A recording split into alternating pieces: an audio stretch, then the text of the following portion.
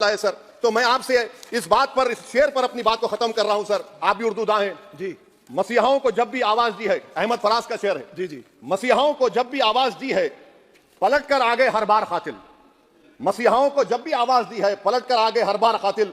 वहां क्या दाद खाही क्या गवाही, वहां क्या दाद खाही क्या गवाही, जहां जहां हो मुंसिफों के यार कातिल।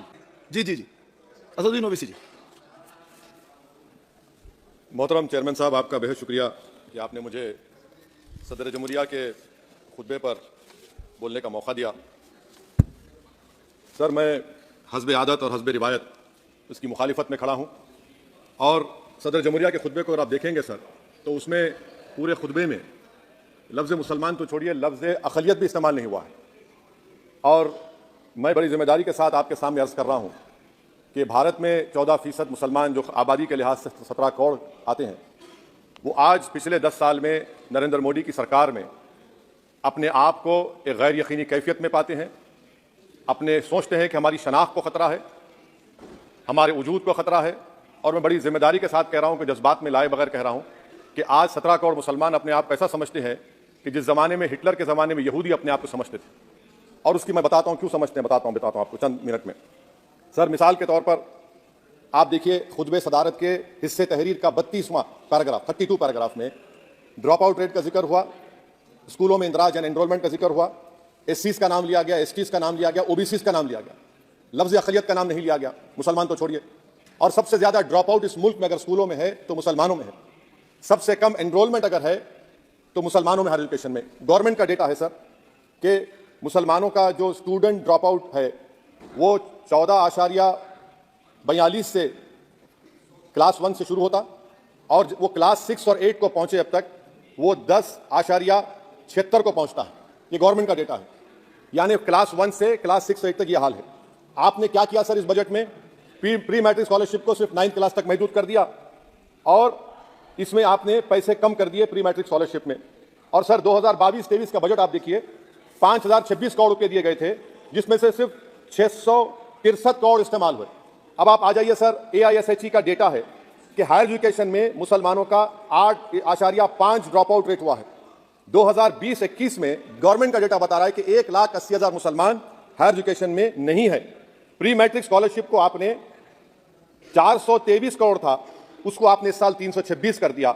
मौन आज़ाद फेलोशिप को 45 करोड़ कर दिया।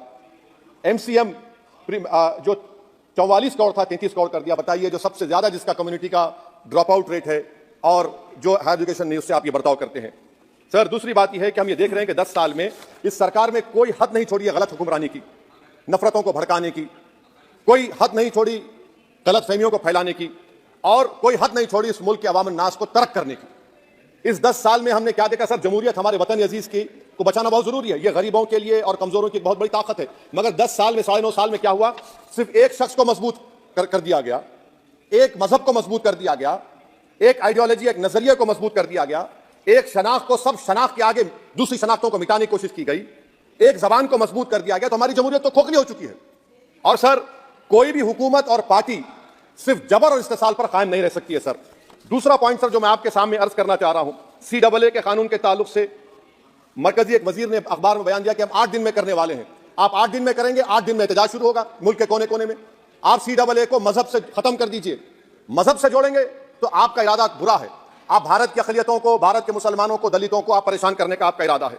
सर, दूसरी बात यह है कि CAA के खिलाफ क्यों हम है? क्योंकि सीमांचल के मुसलमान को आप बांग्लादेशी कहते हैं। कोई मिनिस्टर मुझे कहता है कि घुसपैठी है, रोहिंग्या है। तो CAA को मजहब से जोड़ना गलत था, उसको निकालिए। मगर हमारे देश के प्रधानमंत्री सर, वतन अजीज के वजीर आजम, मैं बड़ी जिम्मेदारी के साथ कह रहा हूं कि मैं अपने बचपने में जब हिस्ट्री पढ़ता था तो मैंने एक स्टैचू की फोटो देखी थी, प्रीस्ट किंग ऑफ मोहनजोदारो। ऐसा लगता है कि वैसे ही लग रहा है कि प्रधानमंत्री नहीं है बल्कि पुजारी सम्राट बन चुके हैं वो। और मैं क्यों कह रहा हूं कि हमारे सदर जमहूरिया ने कहा था कि 22 जनवरी एक तारीखी दिन है, बिल्कुल तारीखी दिन है। 22 जनवरी की बुनियाद 6 दिसंबर 92 को रखी गई। 22 जनवरी की बुनियाद 86 में ताले खोलकर रखी गई। 22 जनवरी की बुनियाद GB पंत ने रखी थी, इसीलिए तारीखी दिन है। और तारीखी दिन इसलिए भी है कि सर इसी ऐवान में 16 दिसंबर 1992 हमने रेजोल्यूशन पास किया था। आप बताइए कि आज इस मुल्क में चाहे कोई सेकुलर पार्टी का हो या जो भी हो, वाले सब सेकुलर है, बुरा मैं हूं, किसी में हिम्मत नहीं है कि 6 दिसंबर की बात की जाए। और वो तारीखी दिन इसलिए भी है सर, इंसाफ करने वालों में एक NCLT के चेयरमैन, एक गवर्नर और एक नामजद शुदा रुकने पार्लियामेंट बैठे हुए थे। अब आप बताइए मेरे पास बचा क्या है? बचा यह है कि आर्टिकल 32 बचा है जिसको बाबा साहब अंबेडकर ने दिया। आज मुल्क के 17 करोड़ मुसलमान भारत के वजीर आजम पर इत्मीनान भरोसा नहीं करते, बिल्कुल नहीं करते, बता रहा हूं, खुल के कह रहा हूं। अगर आप आर्टिकल 32 का ड्यू प्रोसेस ही खत्म कर देंगे तो फिर मेरे पास क्या बचेगा सर?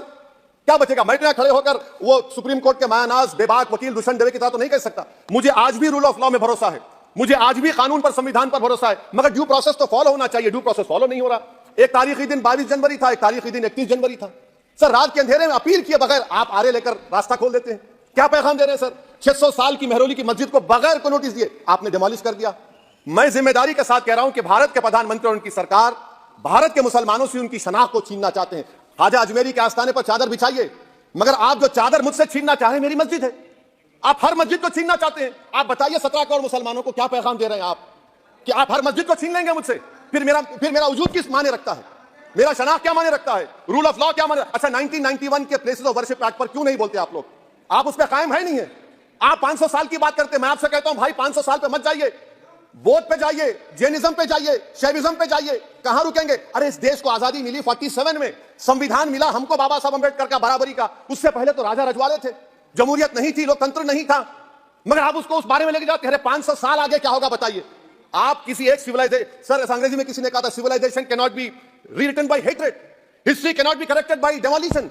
आप ये नहीं कर सकते। और मैं उम्मीद करता हूं कि जब मौर्ख तारीख लिखेगा, नरेंद्र मोदी इस मुल्क में तारीख लिखना चाहते हैं। क्या तारीख लिखना चाहते हैं? कि मैंने इस देश को, गांधी अंबेडकर के देश को मैंने हिंदू राष्ट्र बना दिया। मैं उम्मीद करता हूं कि हमारे भारत के हमारे हिंदू भाई देश के प्रधानमंत्री की सोच को नाकाम करेंगे। उन पर है, अब देखते हैं क्या होता है। सर नेबरहुड फर्स्ट की पॉलिसी है। नेबरहुड फर्स्ट क्या हो रहा है सर? हम सोशल मीडिया के जरिए फॉरेन पॉलिसी चला रहे हैं। मालदीव छोटा मुल्क, वो हमको आंख दिखा रहा है, चीन की गोद में बैठ गया।